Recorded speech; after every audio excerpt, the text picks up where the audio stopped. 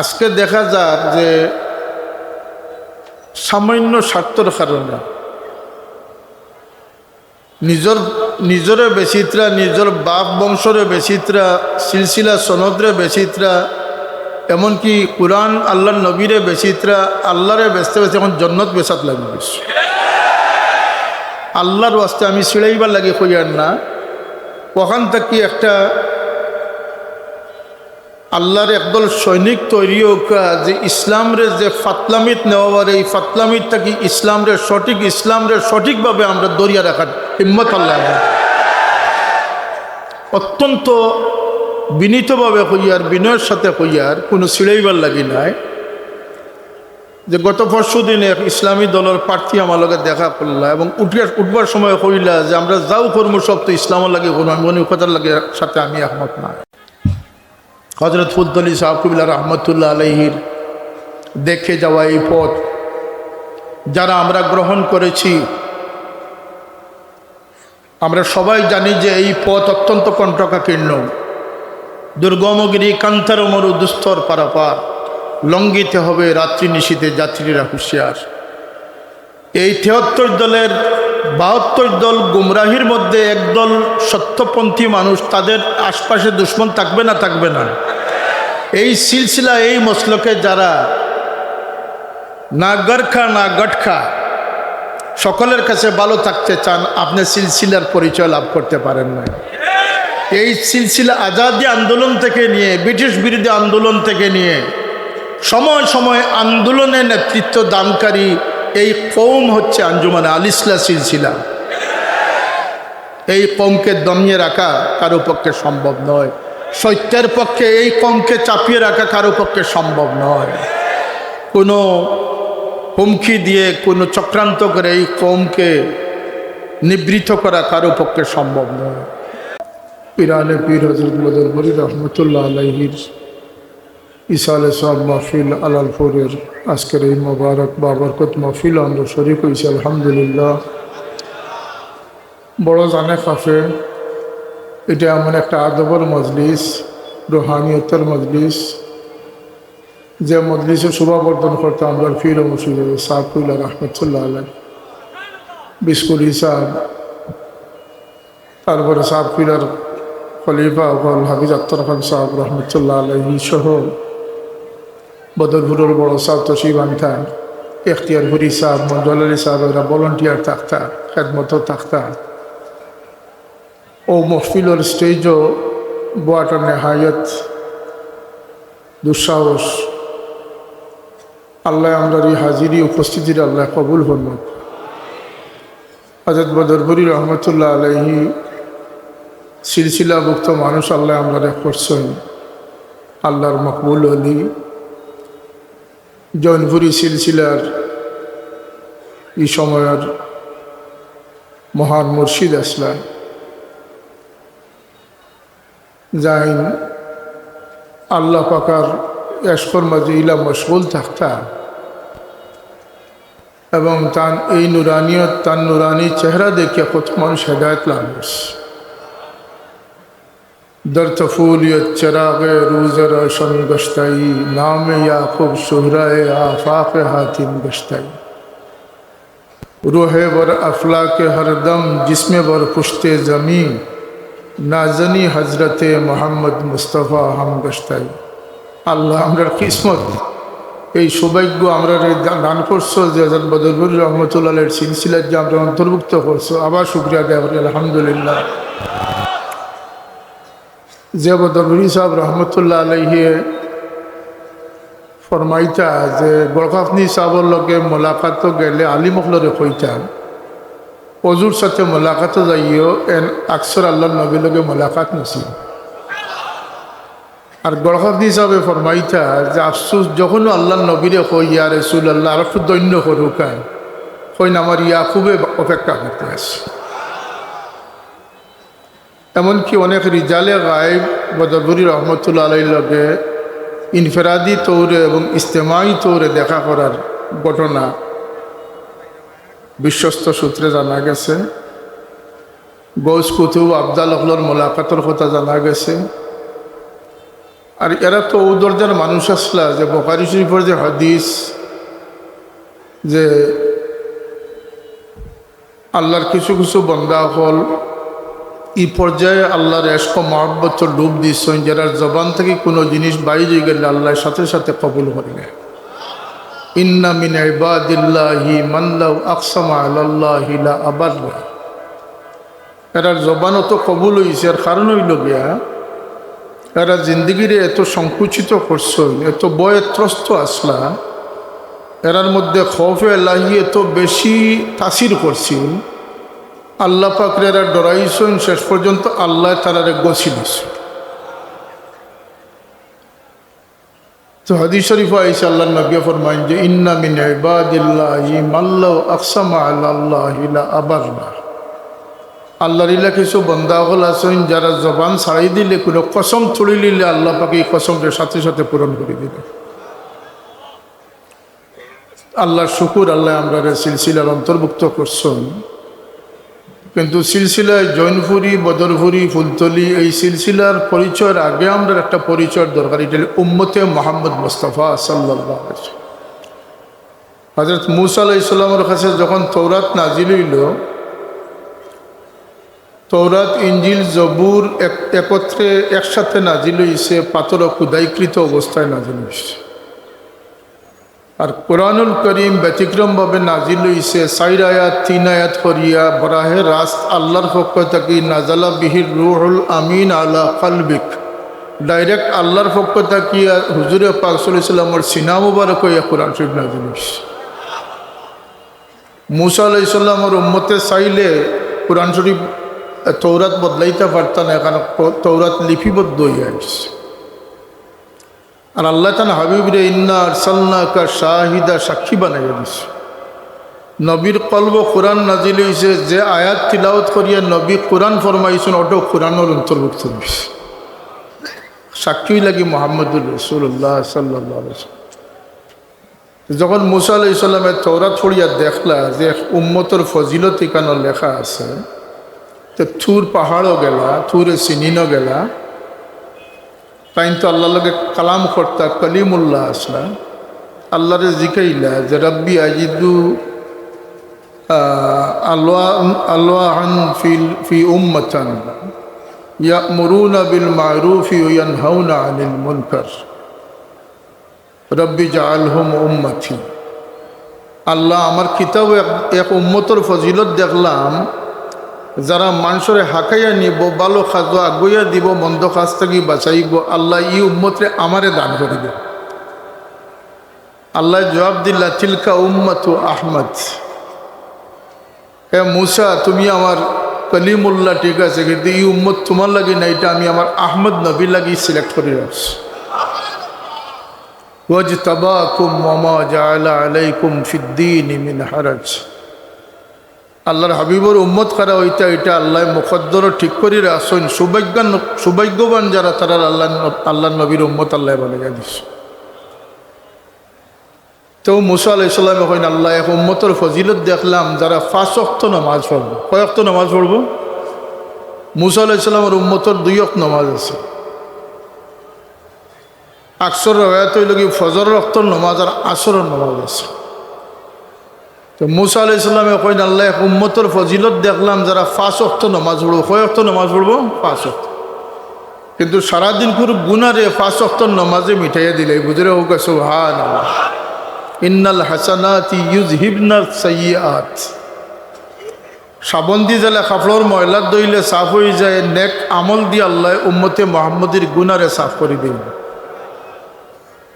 তো রব্বি জাআলহুম উম্মতি, আল্লাহ ও নমাজি উম্মতগুলোরে আমি মূসারে দান করে দেব। আল্লাহ এখন তিলকা উম্মতু আহমদ, তোমার ভাগ্যত নাই রে, আমি আহমদের উম্মত বানাইয়া রাখছি। আমরা যে উম্মত খিলা হইলাম, আর আমরার আওকাত কতটুকু, এইটুকু আমরা জানা থাকা খুব দরকার। কারণ আজকে উম্মত তাকিয়া, উম্মতর পরিচয় থাকি, উম্মতর গুণ বৈশিষ্ট্য থাকি আমরা অনেক দূরে যাই। এরপরে মূসা আলাইহিস সালাম কইনা আল্লাহ এক উম্মতর ফজিলত দেখলাম, যারা দুনিয়া জাকাত দিব, গরিবে জাকাত খাইব। আর মূসা আলাইহিস সালামের উম্মতর জাকাত এক অন্যরা দান করবার কোনো সুযোগ আছে না। এই জাকাত প্রদান কিলা করতে বলতে জাকাতের মাল নিয়ে পাহাড়ের চূড়াত রাখি দিতে, আসমান থেকে আগুন আইতো ইয়া এই মালটে জ্বালাইয়া বর্ষ করিলি তো জান মাল জ্বলতো বোঝা যাইতো এই জাকাত কবুল হয়ে গেছে। কথা বোঝা গেছে নি বিষয়টা? একে অন্যরে দেওয়ার কোনো সুযোগ আছে না। তো মুসা আলাইহিস সালামে কই না, আল্লাহ যে উম্মতে পরস্পর জাকাত দিবা এবং খাইবা সেই উম্মতে আমারে দান করো। আল্লাহ এখন যে না, এরা তোমার লাগি না, আহমদুর লাগি এরা উম্মত বানাইয়া রাখছে। দুরূদ শরীফ পড়ুক, সাল্লাল্লাহু আলা সাইয়্যিদিনা ওয়া মাওলানা মুহাম্মদ ওয়া আলা আলিহি ওয়া আসহাবিহি সাল্লাম। এই উম্মতরে আল্লাহ সৌভাগ্যবান বানাইছেন, উম্মাতাম ওয়াসাতাল লিতাকুনু শুহাদা আলান নাস, কিয়ামতের দিন মানুষ জাতির সাক্ষী বানাইছে। সেনে বলতে এই উম্মত আল্লাহর কাছে বড় পছন্দিদা। আল্লাহর হাবিবে ফরমায়েন যে আমার আগে কোনো নবী জান্নাত দাখিল হইতা নাই, আর আমার উম্মতের আগে কোনো উম্মত জান্নাত দাখিল হইতা। এই উম্মতের লাগি আল্লাহ কানুন বদলাইয়া দিছেন। অন্য উম্মতের লগে যে আইন আছিল এই উম্মতের লাগি আল্লাহ পাকে এই আইনটা শিথিল করছেন। এদিকে আমি যাই আর না, কিন্তু উম্মত হিসাবে পরিচিত হইবার লাগি আর টিকিয়া থাকবার লাগি সাহাবায়ে কেরামে যে আদর্শ দেখাই গেছেন, এর চেয়ে বাড়িয়ে আদর্শ কেউ দেখানি সম্ভব না। আজকের দিনের যে উম্মত আমরা দাবিদার, আমি এক গুজারিশ লইয়া আইছি যে হযরত সাফিউল্লাহ রহমতুল্লাহ আলাইহির সাজানো এই বাগান তরিকতর বাগান, এটারে রাজনৈতিক বাগানও একাকার করা মোটেও ঠিক নাই, আদর্শচ্যুত হওয়া মোটেও ঠিক নাই, রাগান্বিত হওয়া অ্যাগ্রেসিভ হওয়া মোটেও ঠিক নাই। সহনশীলভাবে ভদ্রসুলভ আচরণের মাধ্যমে, সহানুভূতির মাধ্যমে, আখলাকের মাধ্যমে, আমলের মাধ্যমে, স্বাতন্ত্র্যবোধ রক্ষার মাধ্যমে দিন এবং দুনিয়ার যে খেদমত আঞ্জাম দেওয়া সম্ভব, সেইটুকু খেদমত আমরা আঞ্জাম আল্লাহ তৌফিক দিলে আমরা দান করতাম। ঠিক না নি কথাটা? আজকের বাজারও যে স্লোগানগুলা বদলের, যে স্লোগানগুলা নতুন আবিষ্কৃত, একটা তুচ্ছ স্বার্থর লাগিয়া আল্লাহ কুরআনে পাকে ফরমাইছেন, ওয়ালা তাশতারু বিআয়াতিহি সামানান কালিলা ওয়ালা তালবিসুল হাক্কা বিল বাতিলি ওয়া তাকতুমুল হাক্কা ওয়া আনতুম তা'লামুন। জানি শুনিয়া সত্যরে গোপন করা, সত্যর অপলোপন করা, এটার থেকে বিরত থাকা। আজকে দেখা যায় যে সামান্য স্বার্থর কারণে নিজরে বেচিত্রা, নিজের বাপ বংশরে বেচিত্রা, সিলসিলা সনদরে বেচিত্রা, এমনকি কুরআন আল্লাহর নবীরে বেচিত্রা, আল্লাহরে বেচতে বেচতে এখন জন্নত বেচাত লাগি গেছে।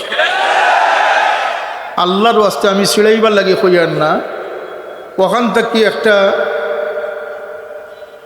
আল্লাহর একদল সৈনিক তৈরি হোক যে ইসলামরে যে ফাতলামিত নেওয়ার, এই ফাতলামিত থাকি ইসলামরে সঠিকভাবে আমরা দরিয়া রাখার হিম্মত আল্লাহ অত্যন্ত বিনীতভাবে কইয়ার, বিনয়ের সাথে কইয়ার, কোনো ছিড়াইবার লাগি নাই। যে গত পরশু দিনে এক ইসলামী দলের প্রার্থী আমার লগে দেখা করলা এবং উঠবার সময় কইলা যে আমরা যাও কর্ম সব তো ইসলামের লাগে কোনো মনে কথার লাগে সাথে আমি একমত না। হযরত ফুদ্দলি সাহাবুল্লাহ রহমতুল্লাহ আলাইহির দেখে যাওয়া এই পথ যারা আমরা গ্রহণ করেছি, আমরা সবাই জানি যে এই পথ অত্যন্ত কণ্টকাকীর্ণ, দুর্গমগিরি কান্তার মরু দুস্তর পারাপার, লঙ্ঘিতে হবে রাত্রি নিশীথে যাত্রীরা হুঁশিয়ার। এই ৭৩ দলের ৭২ দল গুমরাহির মধ্যে একদল সত্যপন্থী মানুষ, তাদের আশপাশে দুশ্মন থাকবে না? থাকবে না? এই সিলসিলা, এই মসলকে যারা না গরখা না গটখা সকলের কাছে ভালো থাকতে চান, আপনি সিলসিলার পরিচয় লাভ করতে পারেন না। এই সিলসিলা আজাদি আন্দোলন থেকে নিয়ে, ব্রিটিশ বিরোধী আন্দোলন থেকে নিয়ে সময় সময় আন্দোলনে নেতৃত্ব দানকারী এই কৌম হচ্ছে আঞ্জুমানে আল ইসলাহ সিলসিলা। এই কওমকে দমিয়ে রাখা কারো পক্ষে সম্ভব নয়। সত্যের পক্ষে এই কওমকে চাপিয়ে রাখা কারো পক্ষে সম্ভব নয়।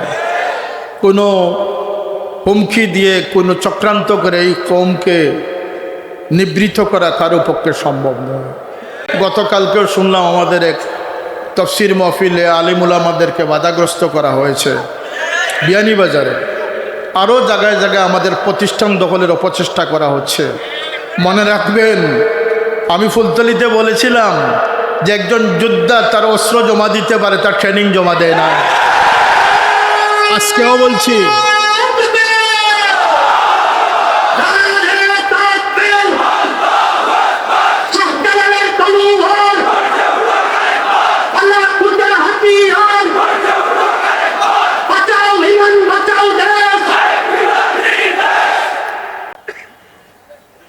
সর্বশেষ আমার গুজারিশ হচ্ছে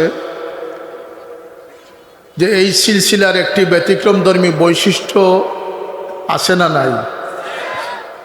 হযরত সারফুল্লাহ রহমতুল্লাহ এমনই মর্দে মুজাহিদ ছিলেন। কোনো সংকটকালে বলতেন, দেখি আমার পাগড়িটা দাও, বের হয়ে গেছে। আমি সাক্ষী, ডিসি সাহেবকে বলতেছেন, যদি আসরের আগে এই আলিমুল আমাদেরকে জেল থেকে না ছাড়েন তাহলে কালকে আপনি বের হবেন আপনার ফোর্স নিয়ে, আর আমরা বের হব আমাদের ইমানি শক্তি নিয়ে। সিলেটের ডিসি, তিনি একজন মুজাদ্দিদ জামান ছিলেন, তিনি সংস্কারক ছিলেন।